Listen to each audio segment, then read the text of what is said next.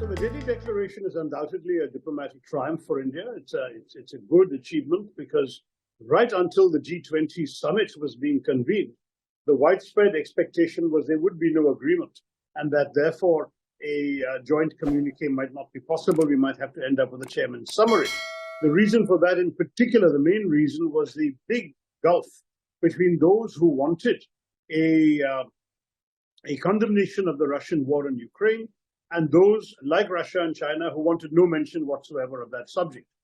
India was able to find a formula to bridge that gap, and that is a significant diplomatic achievement, because when there is a summit without a joint communique, it is always seen as a setback for the chairman.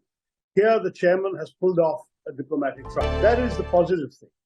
But the overall presidency has been different from previous presidencies, and there are both good and bad elements in it.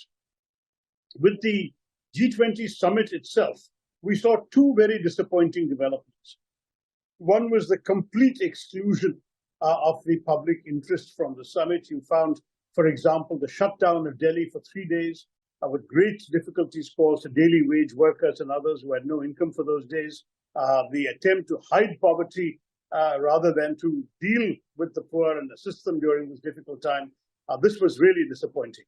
The second negative in terms of the summit itself was the complete failure to accommodate the opposition.